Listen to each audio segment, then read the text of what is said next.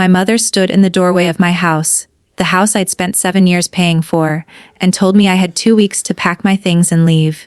Why? Because my 34-year-old brother Derek needed a place to stay after his third divorce, and apparently my home was the perfect solution. Let me say that again, because even now, 3 years later, I still can't quite believe it happened. My mother kicked me out of the house I bought so my unemployed, serial cheating brother could move in. My name is Maya Chen. I'm 31 years old, a software engineer at a mid-sized tech company, and up until that moment standing in my own living room, I thought I understood my family. I knew I was the overlooked daughter. I knew Derek was the golden child who could do no wrong.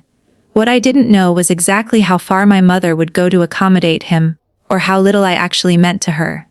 This is the story of how my family tried to take everything from me, and how I made sure they ended up with nothing instead.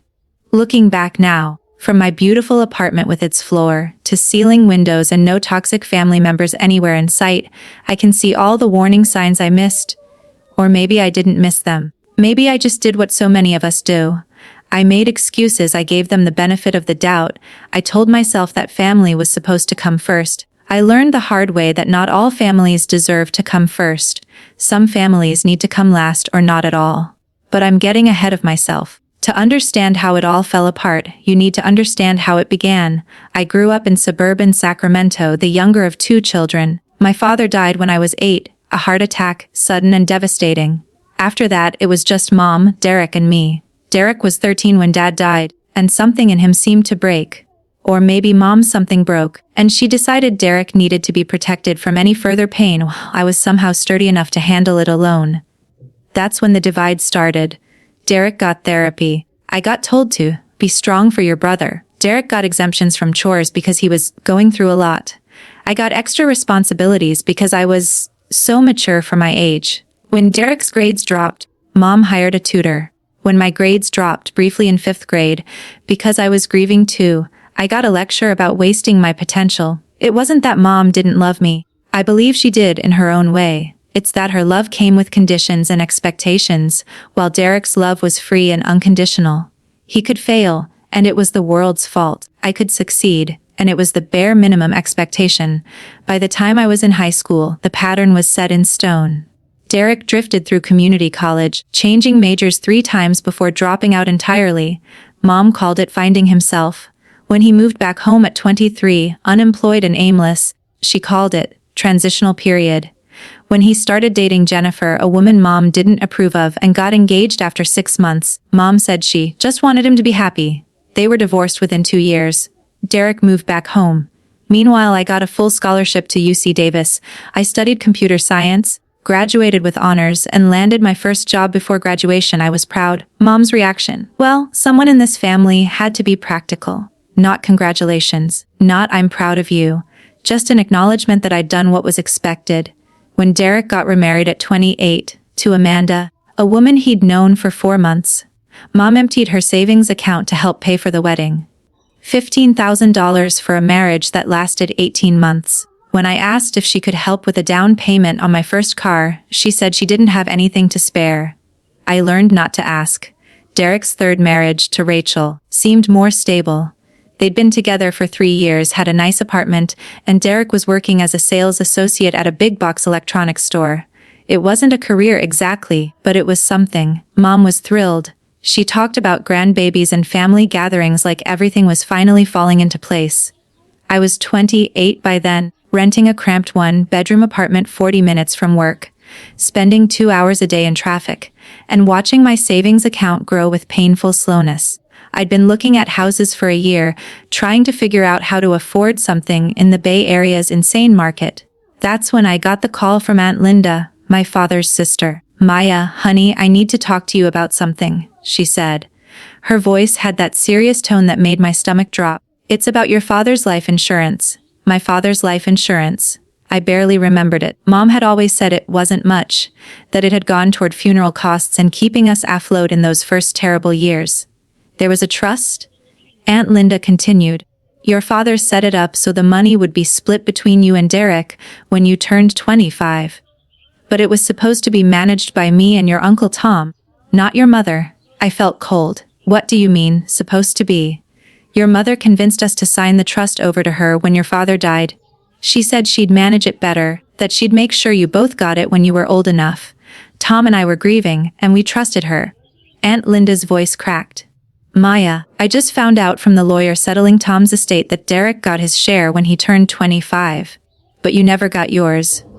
The room spun. How much? $80,000 each. Derek had gotten his money 6 years ago, right before his second wedding. The wedding where he and Amanda put down first and last month's rent on a luxury apartment and drove off in a brand new Audi for their honeymoon.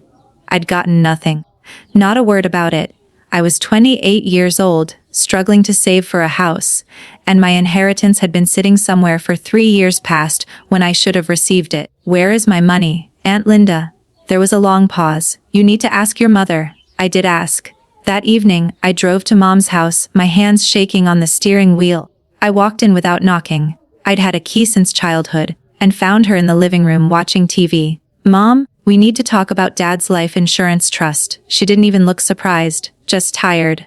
"Linda called you. Why didn't I get my money?" "Derek got his 6 years ago." Mom sighed, like I was being unreasonable. "Derek needed it, Maya. He was getting married, starting his life. You were still in college, and then you had that good job right away. You didn't need it." My voice came out strangled. "It was my money. Dad left it for me. It was insurance money that I managed after your father died." Mom corrected. "I made the decisions I thought were best for both of you. Derek was struggling. You were fine. Where is it now?" Another sigh. Derek needed help when he and Amanda split up. Then there was the wedding with Rachel, and they needed furniture and... Maya, it's gone. I used it to help your brother when he needed it. She'd spent my entire inheritance on Derek's failed marriages and lifestyle choices. I stared at her, this woman who'd raised me, and felt something fundamental shift inside my chest. "You stole from me." "I didn't steal anything," Mom snapped. "I made choices about how to support my children. You don't understand what it's like to be a mother, to see one child struggling while the other is fine."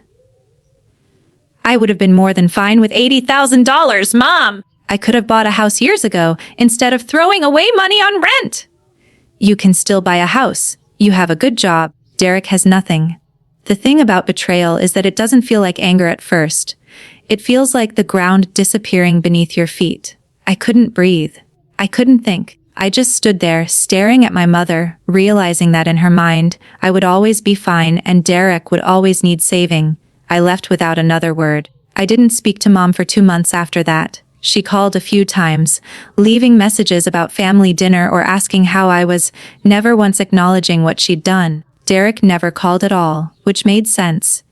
I doubt Mom ever told him where his extra money had come from. I should have cut them off completely then. That would have been the smart thing, the healthy thing. But I didn't. Maybe it was denial. Maybe it was hope that we could somehow fix this. Maybe I just wasn't ready to lose the only family I had left. So when Mom called in late summer and asked if I wanted to come to Sunday dinner, I said yes. That was my first mistake. The second mistake was what I said at that dinner, when Mom asked how my house hunting was going. "Actually," I said, allowing myself a small smile, "I just closed on a place. A 3-bedroom house in Folsom. It's perfect. I'd done it without the inheritance money. Scraped together the down payment through brutal saving, a small bonus from work, and a first-time buyers program. It had taken everything I had, but the house was mine." Derek looked up from his phone. "You bought a house last week." "That's wonderful, honey," Mom said, but her voice had a strange quality to it. Distracted. 3 bedrooms, you said?" "Yeah. 2 upstairs, 1 down. I'm going to use one as a home office and maybe the other as a guest room eventually." Mom and Derek exchanged a look. I didn't understand it then. I understand it now. The first month in my new house was bliss, pure, uncomplicated joy. I painted the walls colors I actually liked, a soft sage green in the living room, warm gray in my bedroom. I bought furniture piece by piece, nothing expensive, but it was mine. I set up my home office with a proper desk and a second monitor. On weekends, I worked in the small backyard, pulling weeds and planting herbs in terracotta pots. For the first time in my adult life, I felt settled, rooted, home. Mom came to visit 3 weeks after I moved in. I was excited to show her everything, despite our complicated history. Maybe part of me still wanted her approval, her pride. I gave her the full tour, pointing out the kitchen backsplash I'd chosen, the way the afternoon light came through the living room windows, the little office nook I'd created. "It's very nice," she said, but she was distracted, opening closets, checking the size of rooms. "You know, Maya, this is a lot of space for just one person. I like having space, and I can finally have people over without them sitting on my bed." Still, she stood in the doorway of the larger guest room, the one with the attached bathroom. "Seems wasteful. You could rent out a room, make some extra money." I laughed. "Mom, I didn't buy a house so I could have a roommate. I've had roommates for 10 years. This is my space." She made a humming sound that meant she disagreed but wasn't going to argue. Yet, the second incident came 3 weeks later. Derek's marriage to Rachel imploded spectacularly. I heard about it through Mom's frantic phone call at 7 in the morning. "Maya, thank God, I need your help." I was barely awake, coffee cup halfway to my lips. "What's wrong?" "It's Derek. Rachel kicked him out. She found out about—" "Well, it doesn't matter what she found out. The point is he needs a place to stay, just temporarily, while he gets back on his feet." My stomach sank. "He can stay with you, can't he?" "My place is too small. You know that. Just the 1 bedroom. Mom had downsized to a 1-bedroom condo after Derek moved out with Rachel, saying she didn't need all that space anymore. At the time, I'd thought it was a good decision. Now I saw it for what it was, a trap in the making. There are apartments, Mom. Extended stay hotels. He's a grown man. Maya, her voice turned sharp. He's your brother. He's going through a divorce. He needs family support. I understand that, but I can't. You have 3 bedrooms. 3. And you're living there all alone. I saw it myself. All that wasted space while your brother is sleeping on my couch." There it was, the real reason for her visit. She'd been sizing up my house as a solution to Derek's problems. "Mom, no. This is my house, my space. I'm not running a halfway house for Derek's life choices." "Life choices?" Her voice rose. "His wife just left him. He's devastated." "And you can't spare 1 bedroom for your own brother. He can get his own place. He has a job. That job barely pays for his car payment. Maya, please, just a few weeks, a month at most. Just until he can save up first and last month's rent." I thought about Derek, who'd gotten my inheritance money, who'd always gotten everything while I got the leftovers. I thought about my beautiful, peaceful house, the sanctuary I'd built for myself. "No, Mom. I'm sorry, but no." She hung up on me. The silent treatment lasted 5 days. Then came the text messages. First from Mom, "Derek is really struggling. I can't believe you won't help your own brother." Then from Derek himself, his first direct contact with me in months. "Heard you have space but won't let me crash. Real nice, sis. Family means nothing to you, I guess." Then from Mom again, "You have so much and he has so little. Your father would be ashamed." That one hit like a physical blow. I stared at my phone, hands shaking. She'd invoked my dead father, the man whose money she'd stolen from me, to guilt me into housing the brother she'd given that money to. I didn't respond to any of them. The third incident happened at what was supposed to be a neutral family dinner at Mom's favorite restaurant. I'd only agreed to go because Mom had called, voice thick with tears, saying she just wanted her family together. "Couldn't we please try to move past this?" I should have known better. I arrived to find Derek already there, sitting next to Mom. They both had menus open, but neither was looking at. They were looking at me. "Maya, sweetheart, sit down," Mom said, gesturing to the seat across from them. I sat, feeling like I was walking into an ambush. We ordered. Made small talk. Derek mentioned he was still staying on Mom's couch, how his back was killing him, how he'd had to put most of his stuff in storage. Mom made sympathetic sounds and shot meaningful looks at me. Then, over the main course, Mom set down her fork and folded her hands. "Maya, we need to talk about your house." "There's nothing to talk about. Just hear me out." Her voice was reasonable, practiced. "Derek needs a place to stay. You have extra rooms. It makes perfect sense." I already said no. "I know you did, but I don't think you've really thought about it. Think of how much Derek could help you. He could handle yard work, home repairs, all those things you're probably too busy for, and you could charge him rent. Not much, just enough to cover utilities and maybe a little extra. It would help both of you." I looked at Derek. He was nodding along like this was perfectly reasonable. "How much rent are we talking about?" I asked, already knowing I hated where this was going. Mom waved her hand. "Oh, I don't know, maybe $200 or $300 a month, just to make it official. But really, it would be more of a family arrangement. You'd be helping each other. $200 or $300 a month. In Folsom, California, where a 1-bedroom apartment started at $1,500. for a room with a private bathroom in my house that I was paying $2,000 a month in mortgage for. And how long would this arrangement last? Mom and Derek exchanged a look. Just until I get back on my feet, Derek said. 6 months, maybe a year. You know how expensive first and last month's rent is. I need time to save up.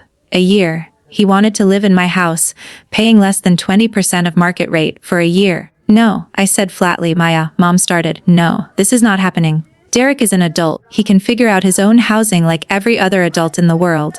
He's family. Mom's voice rose enough that people at nearby tables glanced over. You're being selfish. You have more than you need while your brother has nothing. I have what I worked for, what I saved for, what I earned myself without anyone's help. I stood up, pulling my wallet out. I'm done with this conversation. I threw 2 20s on the table and left. That night, Mom sent me a text. You'll regret being so heartless. I blocked her number. I thought that was the end of it. I really did. I thought I'd set a boundary, and eventually they'd accept it and move on. Derek would find an apartment. Mom would get over it, and maybe in a few months we could try to have a normal relationship again. I was so naive. The 4th incident was the beginning of the real nightmare. I came home from work on a Tuesday evening, tired from a long day of debugging code, looking forward to takeout and Netflix. I pulled into my driveway and immediately knew something was wrong. The front door was standing open. My heart hammered as I approached. Had I been robbed? I pulled out my phone, ready to call 911, and stepped cautiously into my entryway. There were voices in the living room. Familiar voices. I rounded the corner and froze. Derek was sitting on my couch. My couch in my house. He had his feet up on my coffee table, a beer in his hand, a beer from my refrigerator, and he was watching my TV. What the hell are you doing here? He looked up, casual as anything. Oh hey Maya, Mom said you changed your mind. I absolutely did not change my mind. How did you get in? Mom gave me the spare key. From when she visited that time, remember? The key I'd given her for emergencies. The key I'd forgotten to ask back for. Jet out. Right now. Derek didn't move. Come on sis, don't be like that. I just moved a few things in, nothing major. Mom said. I don't care what Mom said. This is my house. I didn't give you permission, and you need to leave. Now. He finally stood up, but he didn't head for the door. He crossed his arms and looked at me with an expression I'd never seen on his face before. Something ugly and entitled. You know what your problem is, Maya. You've always thought you were better than everyone else. Too good to help your own family. Well, guess what? I'm here now, and I'm not leaving just because you're having a tantrum. This isn't a tantrum. This is trespassing. Get out or I'm calling the police. The police? He laughed. I'm your brother. Mom gave me the key. Good luck explaining to the cops why helping family is a crime. My hands were shaking as I pulled out my phone. You think I won't do it? Something in his expression shifted. Not quite worried but calculating. Fine, he said. I'll go. But you're making a huge mistake. Mom's gonna hear about this. I'm sure she will. He grabbed a duffel bag I hadn't noticed by the couch. He really had been moving in, and walked past me. At the door, he turned back. You're going to end up alone, you know that. No family, no one who cares. And when you finally realize what you've thrown away, it'll be too late. The door slammed behind him. I stood in my living room in my house and felt the walls closing in. I changed all the locks that night, installed a security camera at the front door, called a locksmith at 8 p.m. and paid extra for emergency service. But I couldn't shake the feeling that this wasn't over, that I'd won the battle but not the war. I was right. The 5th incident, the last one, the one that changed everything, came exactly 1 week later. I was working from home, taking advantage of my company's flexible policy. I'd had my morning coffee, finished 2 code reviews, and was deep into debugging a particularly nasty authentication issue when my doorbell rang. I wasn't expecting anyone. The camera showed a woman in business attire holding a clipboard. I opened the door. Maya Chen. Yes? I'm Janet Rodriguez from Prestige Property Management. I'm here to do the move-in inspection for your new tenant. My blood went cold. I'm sorry, what? She looked down at her clipboard, confused. You're Maya Chen, the owner of 2847 Riverside Drive. Yes, but I don't have a tenant. I'm not renting this property. Now she looked concerned. We have a signed lease agreement with you as the landlord and Derek Chen as the tenant. The lease was signed 2 days ago and sent to our office by your property manager. She checked her papers. Linda Chen. Linda Chen. My mother's full first name was Linda Sue, but she went by Sue. She'd used her legal first name to sound official. Can I see that lease? Janet hesitated, then handed me a copy. There it was, in black and white. A lease agreement for my house with Derek as the tenant, starting immediately, rent of $300 per month, 1-year term. And at the bottom, a signature that looked convincingly like mine. My mother had forged my signature. This is fraud, I said, my voice distant in my own ears. I never signed this. I never agreed to rent my house to anyone. Janet's face went pale. Mom, if that's true, you need to contact the police. But I can't. We can't proceed with the inspection until this is sorted out. I understand. Thank you for letting me know. She left quickly, probably sensing the storm that was building. I stood in my doorway holding the fraudulent lease and felt something inside me snap. Not break. Snap. Like a cord pulled too tight, finally giving way, releasing all that stored tension at once. I called Mom. She didn't answer. I called again. And again. On the 4th call, she picked up. Maya, I'm busy. You forged my signature. Silence. You created a fake lease agreement and sent it to a property management company. That's fraud, Mom. That's a crime. I don't know what you're talking about. Her voice was defensive. Caught. Yes, you do. A woman just showed up at my door for a move-in inspection. For Derek. For a lease I never signed. Maya, listen to me. Derek needs this. He's your brother and he's struggling, and you have the space. So you decided to commit fraud, to forge legal documents. Do you understand what you've done? I did what I had to do. Her voice rose. You refused to help him, so I helped him. Someone had to. By stealing my house. Don't be dramatic. It's not stealing. It's just, you're both my children. I'm trying to take care of both of you. Derek needs a place to stay and you have extra rooms. This way it's official. There's a lease. Everything is proper. Nothing about this is proper. You forged my signature. Well, maybe if you'd been reasonable in the first place, I wouldn't have had to. Maybe if you'd acted like family instead of some selfish. I hung up. My hands were steady now. Crystal clear. I knew exactly what I had to do. I called the police and filed a report for forgery and attempted fraud. The officer who took my statement was sympathetic and thorough. I gave him copies of everything, explained the situation, made it clear I wanted to press charges. Then I called a lawyer. Not just any lawyer. The best real estate attorney in Sacramento, someone a colleague had recommended when I was buying the house. I explained the situation and asked for an emergency consultation. Can you come in tomorrow morning? She asked. I'll be there at 8. That night I didn't sleep. I sat at my kitchen table with my laptop and started documenting everything. Every incident, every conversation, every text message. I went through my bank records and found the paper trail of my down payment, my mortgage payments, every utility bill in my name. I called Aunt Linda and got her written statement about the insurance trust and the stolen inheritance. I built a case. When Derek showed up at my door at 10 p.m. with a moving truck and 2 friends, I was ready. I opened the door with my phone already recording video. Derek, you need to leave? I have a lease, Maya. Mom sent me a copy. I'm moving in. That lease is fraudulent. Mom forged my signature and I've already filed a police report. If you attempt to enter this property, I'll have you arrested for trespassing. His friends looked uncomfortable. Derek's face flushed red. You called the cops on Mom. I called the cops on someone who committed fraud. Yes, you're insane. You know that. You're actually insane. I'm protecting my property, my home, the one I bought with money I earned. Now leave. One of his friends touched his arm. Dude, if she filed a police report, we should go. Derek shook him off.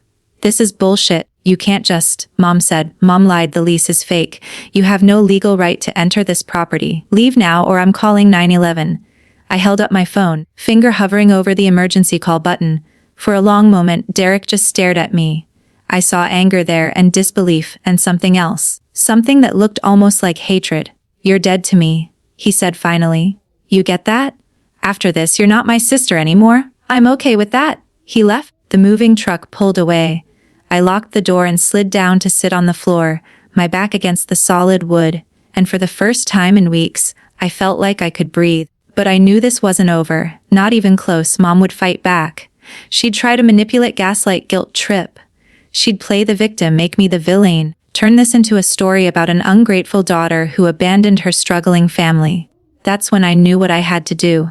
I had to go nuclear. I had to make sure they could never try this again. I had to protect myself completely and permanently. And I knew exactly how to do it. My lawyer's name was Patricia Nangayan, and she was exactly what I needed: sharp, no nonsense, and completely unfazed by family drama. I've seen worse, she said during our consultation, reviewing the documents I'd brought. Not much worse, but I've seen it. The good news is you have an airtight case. The bad news is that fighting family in court gets ugly fast. How ugly? Ugly enough that you need to be sure you want to do this. Once you start legal proceedings, there's no going back to Sunday dinners and polite conversation. I thought about Derek's face when he said I was dead to him, about Mom's voice when she said I'd regret being heartless, about the $80,000 that should have changed my life at 25. I'm sure. Patricia nodded. Then let's talk strategy. The forgery charge will stick. We have clear evidence, and the property management company's records prove intent. Your mother will likely face criminal charges, possibly probation, definitely fines. But I'm more concerned about protecting you going forward. What do you mean? Your mother has shown she's willing to commit crimes to give your brother what he wants. The forgery didn't work, so what's next? She could try to claim squatter's rights if he moves in while you're on vacation. She could forge your signature on a quitclaim deed. She could, and this is the big one, she could try to establish herself as your power of attorney or claim you're mentally incompetent. My stomach dropped. Can she do that? It's hard, but I've seen it attempted, especially with aging parents who claim their adult children are having mental health crises and need help. It's a long shot, but your mother has already proven she's willing to forge documents. So what do I do? Patricia pulled out a legal pad and started writing. First, we file a restraining order. Both your mother and brother. No contact, no coming within 500 feet of your property. Second, we file a civil suit for the stolen inheritance.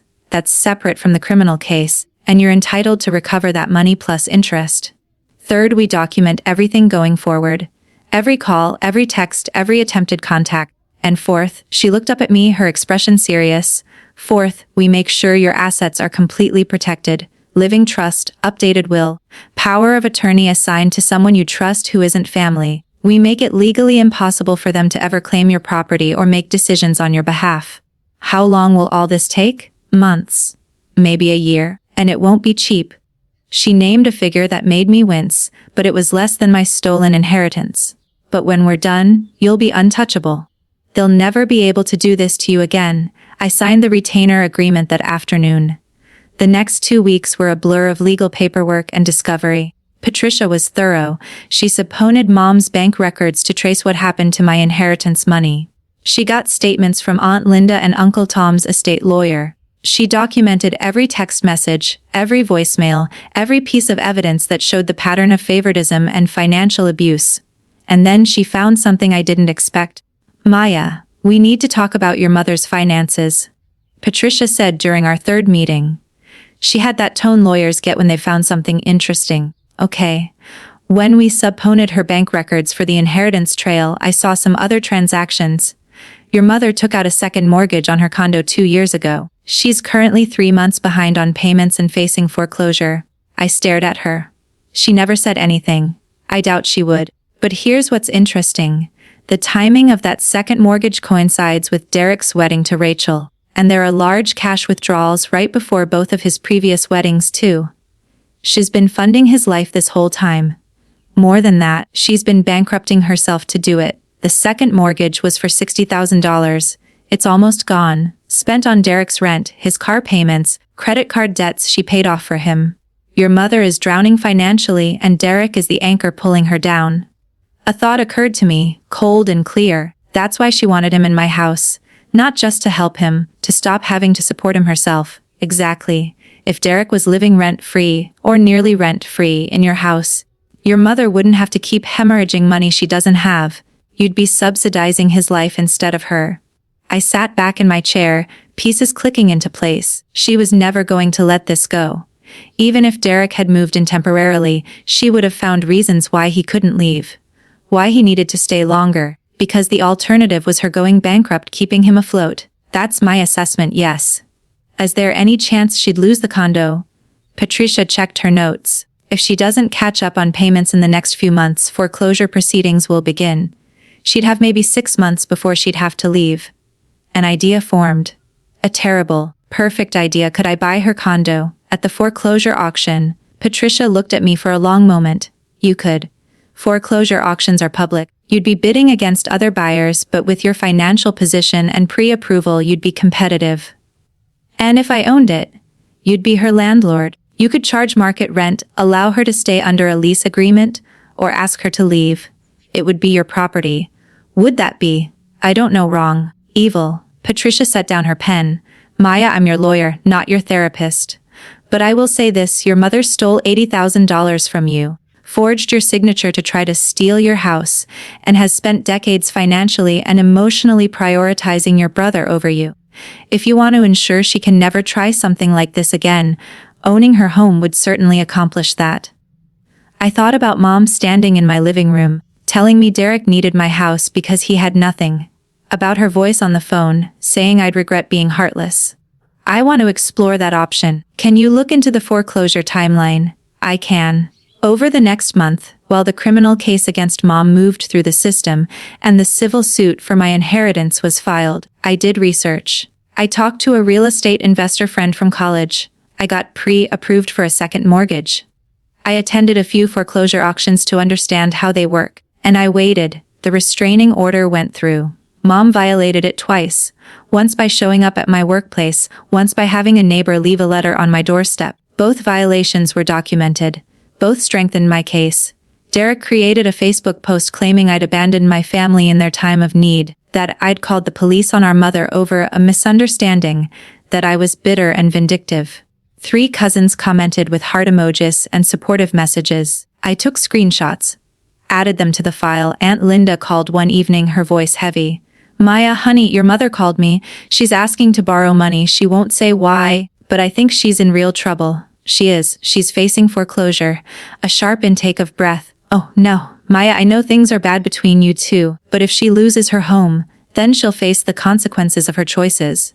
Just like I had to face the consequences of not having my inheritance when I needed it. Silence. Then, softly, you're right. I'm sorry, it's hard to watch. I know.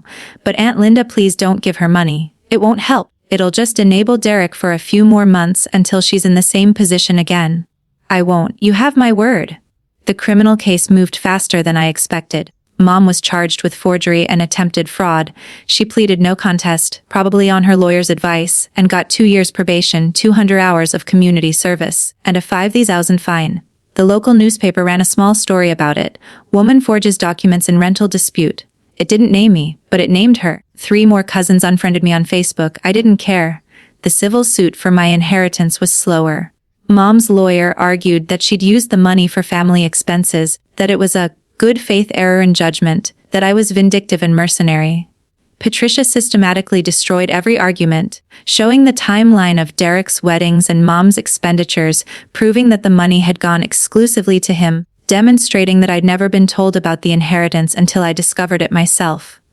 The judge ruled in my favor. $80,000 plus 10 years of accrued interest at the legal rate, minus the 3 years it took to reach my 25th birthday. Total judgment and $97,342. Mom didn't have it. We knew she didn't have it.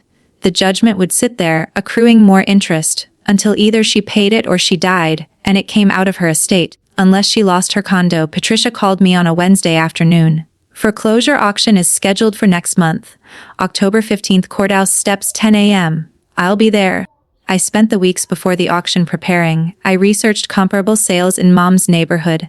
I got my financing in perfect order. I drove past the condo 3 times, noting maintenance issues that might affect bidding. The HOA fees were high. The building was old. The unit needed work. All of this would discourage investors. But I wasn't an investor. I was someone with a plan. The night before the auction, Derek called. I'd blocked his number, but he called from someone else's phone. I didn't recognize it and picked up. Maya. His voice was strained. We don't. The restraining order. Fuck the restraining order. Mom's about to lose her home. Her home, Maya. Where is she supposed to go? That's not my problem. Yes, it is. You're her daughter. You can't just abandon her. Something in me hardened. Like she abandoned me. Like she gave away my inheritance and told me I was fine on my own. That kind of abandonment? That was different? It really wasn't. Mom made her choices. She spent her money on you, not on her mortgage. She forged documents and got convicted of a crime. These are all her choices, Derek. She's an adult. Let her handle the consequences. You cold-hearted bitch. Yeah, I've heard. Heartless, cold, selfish, vindictive, I've heard all of it. Doesn't change anything. If mom ends up on the street, that's on you. No, it's on the person who stopped paying her mortgage to fund your lifestyle. Goodbye, Derek. I hung up, blocked the new number. That night I barely slept. Not from guilt. I was surprised to find I didn't feel guilty at all. From anticipation. From the knowledge that tomorrow, something would shift permanently. The courthouse steps were crowded with investors, all of them in business casual, holding tablets and folders. I stood to the side in jeans and a blazer, trying to blend in. The auctioneer started at 9:55 a.m., 3 properties before mom's. I watched the bidding, learning the rhythm. Most properties went to the same few investors, probably house flippers who knew what they were doing. Then came mom's condo. Next property, 452 Riverside Condo Complex, Unit 2B. 1 bedroom, 1 bath, 750 square feet, starting Betty $125,000 and below market value but expected for foreclosure. An investor immediately bid $130,000. I raised my paddle. 7 do. The investor glanced at me, then bid $140,000. $145,000, I said. 2 other bidders joined in. We went back and forth, climbing in $5,000 increments. At $100,000, one bidder dropped out. $105,000, the second left, just me and the original investor. $190,000, he said, sounding annoyed. I'd done the math. Market value for the unit was around $200,000. With the repairs needed, $190,000 was already borderline worth it for an investor planning to flip. $200,000, I said clearly. The investor looked at me, calculating. Then he shook his head and lowered his paddle. $200,000 going once, going twice. Sold to paddle number 47. I walked into the courthouse and signed the paperwork. 30 minutes later, I was the legal owner of my mother's condo. Patricia was waiting outside. How do you feel? Like I just bought the world's most complicated insurance policy. She smiled. What now? Now I wait for her to contact me. It took 3 days. 3 days of mom living in the condo, probably assuming she had months before anything changed, not knowing that foreclosure auctions move fast and the new owner was already on the deed. I had a property management company send her the official notice, new ownership, 30 days to vacate or sign a new lease agreement. She called from a number I didn't recognize. I let it go to voicemail. Maya, it's mom. I don't know if you know, but someone bought my condo at auction. Some investor. I need help. I need a place to stay. I know we haven't been talking, but I'm your mother. You have to help me. Call me back, please. Her voice broke on the please. I didn't call back. 2 days later, she got the follow-up notice with the property manager's contact information and the lease terms if she wanted to stay. $800 a month, market rate for the area. First month, last month, and security deposit due up front. She called again. Maya, please pick up. I know you're screening my calls. The new landlord wants almost $2,000 a month. I can't afford that. I'm gonna be homeless. Maya, please, I'm begging you, I need help. Still, I didn't call back. On day 10, Derek showed up at my workplace again, violating the restraining order. Security escorted him out, but not before he shouted across the lobby. Mom's going to be on the street because of you. Her own daughter. I filed another police report. On day 15, Mom figured it out. The property manager called me. Ms. Chen, your tenant. Well, your mother came by the office today. She knows you're the new owner. What did she say? She was agitated, crying. She said you have to let her stay. That you can't do this to her, that she's your mother. I told her the lease terms stand regardless of your relationship. She left pretty upset. Thank you for handling that professionally. Of course. But Ms. Chen, she said she'd be contacting you directly. Just a heads up. The call came that evening. I was ready. I'd practiced what I'd say, run through it with Patricia, made sure I knew my boundaries. I answered. Maya. Mom's voice was thick with tears. How could you? How could I? What exactly? You know what? You bought my home. My home, Maya. I bought a property at a public auction. That property happened to be your condo because you defaulted on your mortgage. I defaulted because things have been tight, because I've been helping Derek. That was your choice. And now you're going to throw me out? Your own mother? I'm not throwing you out. You're welcome to sign a lease at market rate and stay. I can't afford market rate. You know I can't. Then you'll need to find somewhere you can afford. Maya, please. Her voice broke completely. Please, I made mistakes, I know I did, but I'm your mother. Don't do this. Don't punish me like this. This was the moment where I either backed down or held firm, where I either let the guilt pull me back into the cycle or I broke free completely. Mom, You stole $80,000 from me. Money Dad left specifically for me. You gave it all to Derek, told me I was fine on my own. When I bought a house, you tried to force Derek into it. When I refused, you forged my signature and committed fraud. You've never once apologized. You've never once acknowledged what you did wrong. You just keep saying I should help because we're family. We are family. Family doesn't steal. Family doesn't forge documents. Family doesn't favor one child so completely that the other becomes invisible. You taught me that blood doesn't matter as much as you claimed. So no, Mom, I'm not giving you a discount on rent. I'm not letting you stay for free. I'm treating this exactly like what it is, a business transaction. You owe me $97,000 from the judgment. Your rent is $1,800 a month. Every month you pay, I'll credit $500 toward your debt. In 16 years, assuming you never miss a payment, you'll be paid off. 16 years! Or you can leave and figure out your own housing, your choice. Silence, long and heavy. You've changed, she said finally. You used to be sweet, kind. You used to care about family. I used to be a doormat, I'm not anymore. If you do this, we're done. You understand that? I'll never forgive you. I'm okay with that. She hung up. I sat in my living room in my house, the one I'd bought with money I'd saved myself, and waited to feel something: guilt, regret, sadness. Instead, I felt light, free, like I'd been carrying a backpack full of rocks for years and had finally set it down. The 30 days came and went. Mom didn't sign the lease. She moved out. I heard through Aunt Linda that she'd moved into a room in a shared house across town. 3 roommates, shared bathroom, $600 a month. Derek had helped her move, and according to my cousin Sarah, who still talked to me despite the drama, he'd complained the whole time about how small and inadequate it was. Neither of them were my problem anymore. I listed Mom's condo for rent at market rate, had it rented within a week to a nice young couple, both teachers who loved the neighborhood. They paid on time. They took care of the place. They were perfect tenants. And every month, when that rent check cleared, I felt a little bit more whole. 6 months passed. 6 months of silence from Mom and Derek, except for the occasional guilt-tripped text from extended family members who'd heard their side of the story. I didn't engage, I didn't explain. I just lived my life, and it was a good life. I got a promotion at work, senior engineer with a significant raise. I started dating someone I met through a friend, a kind, stable person who listened to my family's story without judgment and said, "Good for you for protecting yourself." I adopted a rescue dog, a goofy golden retriever mix named Sunny, who filled my house with joy. I was happy, genuinely, surprisingly happy. Then came Thanksgiving. Aunt Linda called 2 weeks before the holiday. "Maya, honey, I'm hosting Thanksgiving this year. I'd love it if you came. Is Mom going to be there?" A pause. "Yes. And Derek, but also Uncle Marcus and Aunt Jean, your cousins, the kids. It's been too long since we all got together." Aunt Linda, "I'm not asking you to reconcile.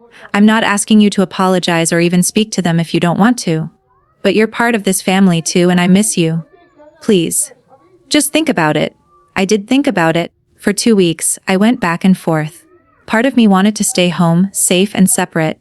But another part, the part that had grown stronger over these months, wanted to show up, wanted to prove I wasn't hiding, wasn't ashamed, wanted them to see me thriving.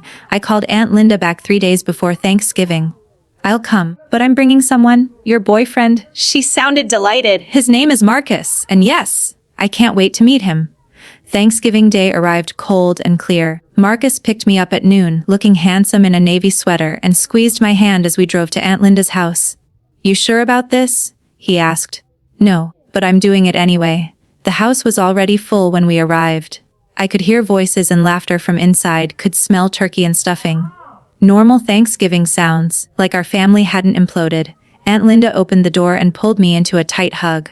"I'm so glad you came." She welcomed Marcus warmly, took our coats, ushered us inside. The living room fell quiet as we entered. 15 people, maybe 20, all turning to look. Mom was sitting on the couch next to Derek. She'd lost weight, looked older. Her eyes met mine, and something flickered across her face. Surprise, hurt, anger, I couldn't tell. Derek just stared, his expression cold. "Ma!" Cousin Sarah broke the silence, coming over to hug me. "It's been forever, and who's this?" The tension broke. People came over to say hello, to meet Marcus, to ask about work and my house and Sunny. Uncle Marcus cracked a joke. Aunt Jean asked about my promotion. The conversation moved on, but I could feel Mom's eyes on me the whole time. Dinner was awkward but manageable. Aunt Linda had strategically seated me at the opposite end of the table from Mom and Derek, surrounded by cousins and their kids. I helped a 4-year-old cut her turkey, answered questions about software engineering, laughed at Uncle Marcus's terrible dad jokes. I looked happy because I was happy. Halfway through the meal, Derek's voice cut through the conversation. "So Maya, heard you're doing well for yourself. New promotion, new boyfriend, playing landlord.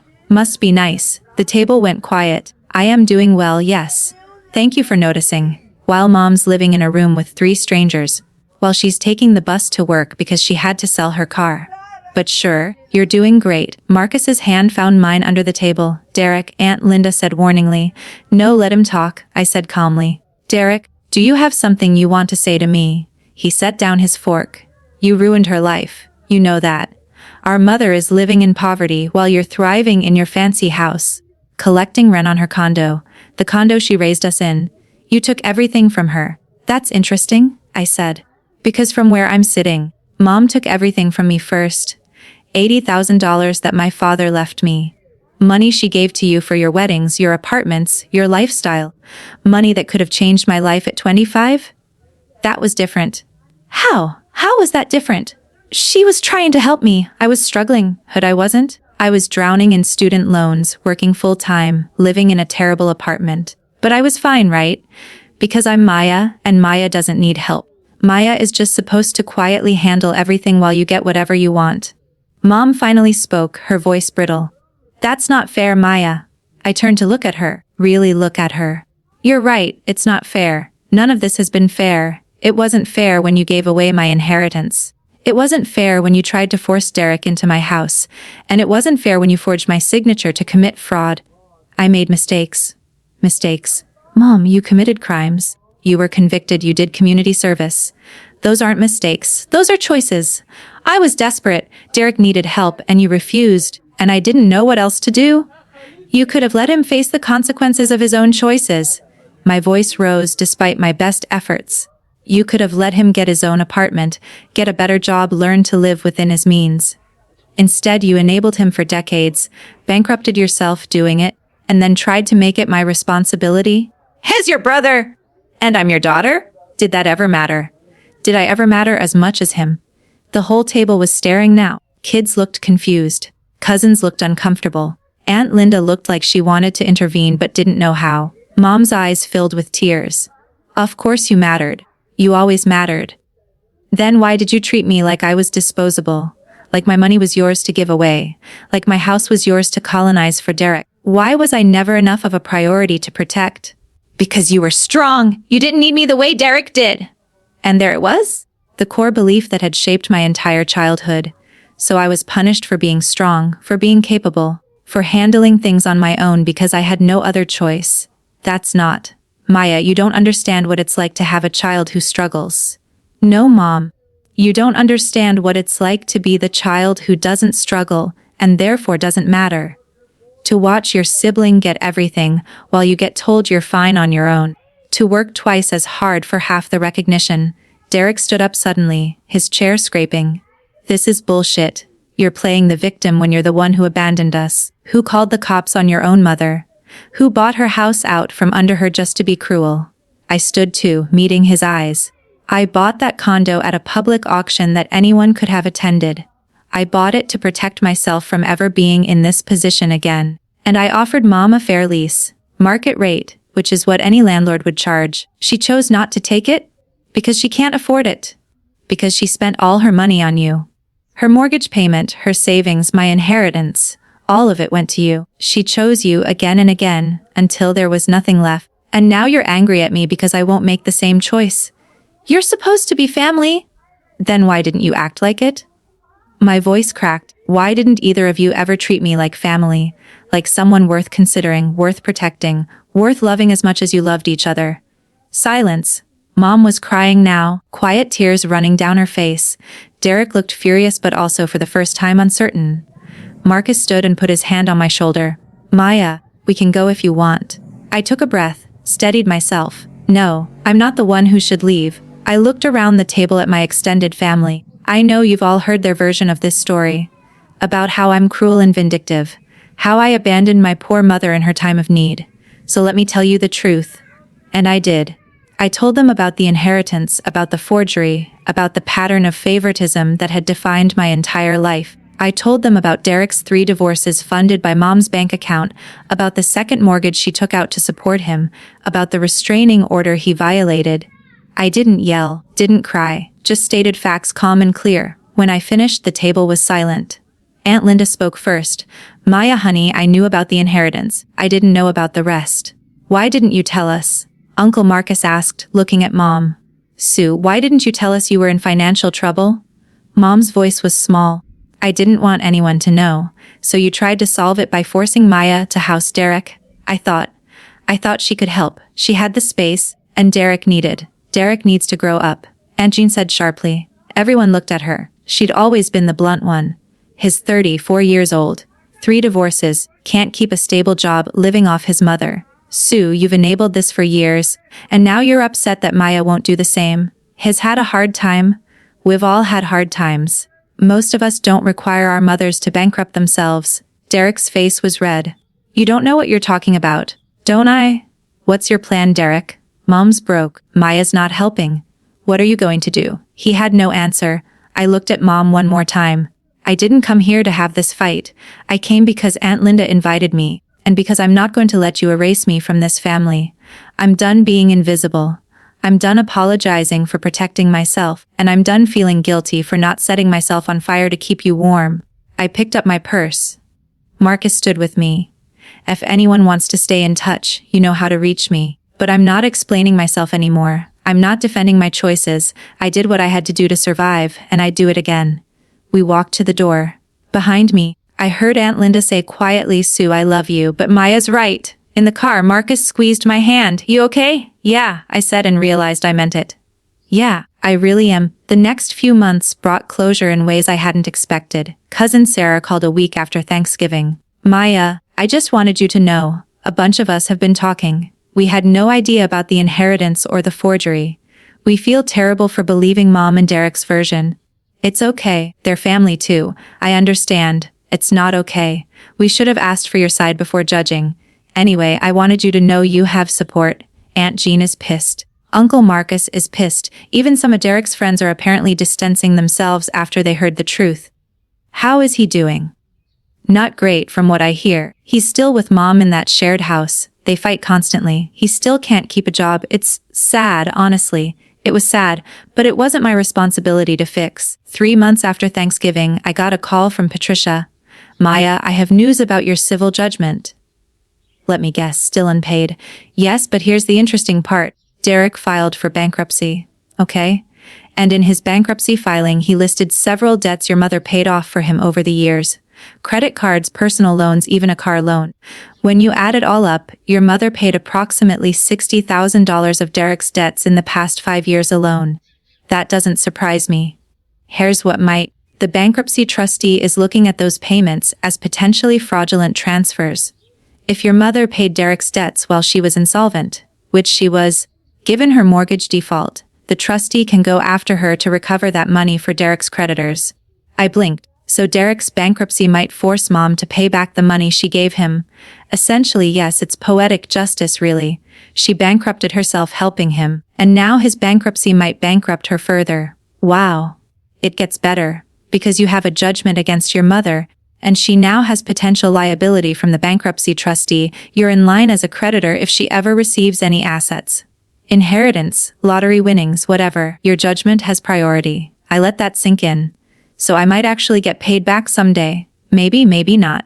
But at minimum, you're protected, and she can't hide assets from you. Thank you, Patricia. My pleasure. This has been one of the most satisfying cases of my career. At work, things continued to improve. My promotion came with a team lead position, and I discovered I loved mentoring junior engineers.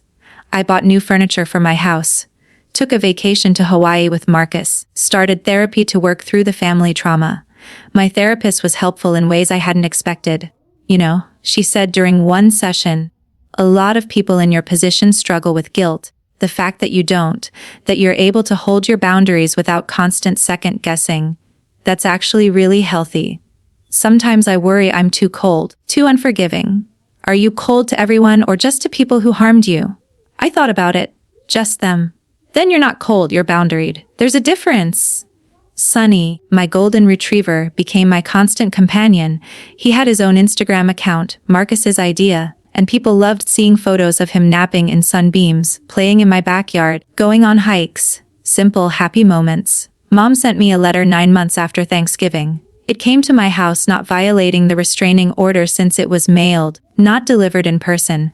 I almost threw it away unopened, but curiosity won. Dear Maya, I'm writing this because I don't know if you'll ever talk to me again, and there are things I need to say. You were right. At Thanksgiving, you said I treated you like you were disposable. And you were right. I didn't see it then. I still told myself I was just helping Derek because he needed it more, but I've had time to think, and I see it now. I punished you for being strong, for being capable, for not needing me the way Derek did. And in doing that, I hurt you in ways I'm only now beginning to understand. I gave away your inheritance because I thought you'd be fine without it. I tried to move Derek into your house because I thought you could handle it. I forged those documents because I was desperate and didn't think you'd understand. Every time, I told myself I was doing what was best for the family, but I wasn't doing what was best for you. And you were family too. I don't expect you to forgive me. I don't deserve that. But I wanted you to know that I see what I did. I see the damage. And I'm sorry. I'm so sorry. I heard you got a promotion. I heard you have a wonderful boyfriend and a dog you love. I heard you're happy. And Maya, even though I have no right to say this, I'm proud of you. I'm proud of the woman you became despite me, not because of me. You don't have to respond to this. You don't owe me anything. I just needed you to know the truth. Love, Mom. I read it 3 times. Showed it to Marcus, then to my therapist. How do you feel? My therapist asked. I don't know. It's what I always wanted to hear. An actual apology, actual acknowledgement. But I don't know if it changes anything. I don't trust it. Or maybe I don't trust that it will last. That she won't fall back into old patterns if I let her back in. You don't have to decide right now. You can sit with it. So I did. I sat with it for weeks. And eventually I wrote back, Mom, I got your letter. Thank you for the apology. I think it's the first real one you've ever given me. I'm not ready to have you in my life again. Maybe someday, but not now. The wounds are still too fresh, and I need to protect the peace I've built, but I want you to know that I don't hate you. I'm not holding on to anger. I've moved on, and I'm happy, genuinely happy, if you can respect my boundaries, truly respect them, without guilt trips or manipulation. Maybe in a year or 2 we can talk. Maybe we can try to build something different. But it would have to be different. It can never go back to how it was. Take care of yourself. I didn't hear back, and that was okay. Derek, I learned through the family grapevine, finally got a stable job, just barely making ends meet, living in a tiny studio apartment, driving a 15-year-old Honda. He'd cut off contact with Mom, angry at her for letting the bankruptcy trustee come after her, and therefore come after money he thought he'd gotten free and clear. The golden child had lost his luster. Mom was still in the shared house, still working her administrative job, still taking the bus. But according to Aunt Linda, she'd started going to a support group for codependent parents. Small steps maybe, but steps. As for me, I got engaged. Marcus proposed on a hiking trip, Sunny as an enthusiastic witness, and I said yes without hesitation. We started planning a small wedding, just close friends and the family members who'd stood by me. Aunt Linda was invited. Uncle Marcus and Aunt Jean and their kids. Cousin Sarah. The people who'd asked for my side of the story, who'd supported my boundaries, who'd proven they could love me without requiring me to set myself on fire. Mom and Derek were not invited. Do you feel guilty about that? Marcus asked one evening as we addressed invitations. I thought about it honestly. No, I feel free. Now, 3 years later, I'm sitting in the home office of my house, the house that started all of this, writing this story. Sunny is asleep at my feet. Through the window, I can see the garden I've cultivated thriving and green. My tenants in Mom's old condo just renewed their lease for a 3rd year. That rent money goes partly to my mortgage, partly to savings, partly to a fund I've set up for financial literacy programs for young adults. Teaching people to set boundaries, protect their assets, understand their rights. I never did get the full judgment paid back. Mom doesn't have it and probably never will. But I've made peace with that. The money was never really the point. The point was protecting myself, proving that I mattered, that my boundaries were real and enforceable. Derek sent me a friend request on Facebook last year. I didn't accept, but I didn't block him either. Just left it pending, maybe someday, maybe not. Mom and I have spoken twice in the past 3 years. Both times, brief conversations at family events I chose to attend. Both times cordial but distant. She's respected my boundaries, hasn't pushed. That's more than I expected. She missed my wedding. I sent her a photo afterward. Me in my dress, Marcus in his suit, Sunny with a bow tie, all of us grinning. She texted back, "You look beautiful. I'm happy for you. It's not a relationship, but it's not nothing either. It's something in between, something I'm slowly defining on my own terms." People ask me sometimes if I regret how it all went down, if I wish I'd handled it differently. The answer is complicated. Do I wish my family hadn't been toxic? Yes. Do I wish Mom had loved us equally, that she hadn't stolen from me, that Derek had grown up instead of being enabled into perpetual adolescence? Of course. But do I regret protecting myself, setting boundaries, buying that condo and refusing to be guilted into subsidizing Derek's life? Not for a second. I learned something important through all of this. You can love people and still protect yourself from them. You can grieve the family you deserved while building the life you need. You can be kind without being a doormat, strong without being cruel. And sometimes, the most loving thing you can do, for yourself and for them, is to let them face the consequences of their choices. My father left me an inheritance, and my mother gave it away. But in fighting to recover it, I found something more valuable: my own voice, my own strength, my own certainty that I deserved better. That's an inheritance no one can take away. These days, I have a beautiful life. A career I love, a partner who respects me, a home that's truly mine. I have friends who show up for me, chosen family who prove that DNA isn't everything, and a future that I get to define on my own terms. Is my biological family part of that future? Maybe, in small ways, in holiday cards and distant good wishes. In the possibility that someday, years from now, we might rebuild something smaller and healthier from the ruins. Or maybe not, and I'm okay with that too. Because the most important lesson I learned is this: you can't control how people treat you. You can't make your mother prioritize you. You can't force your brother to grow up. You can't fix people who don't want to be fixed. But you can control your response. You can set boundaries. You can protect your peace. You can build a life so full of genuine love and joy that the toxic people seem small by comparison. That's what I did. That's what I'm still doing every single day. And if you're reading this while trapped in your own toxic family situation, wondering if you have the right to protect yourself, let me tell you, you do. You absolutely do. Your boundaries are valid. Your pain is real. Your need for safety and peace matters just as much as anyone else's needs. It might be hard. It might be lonely sometimes. People might call you selfish, heartless, cold. Let them.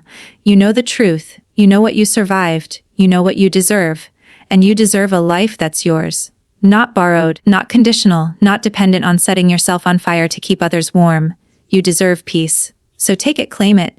Protect it fiercely. I did, and I've never looked back.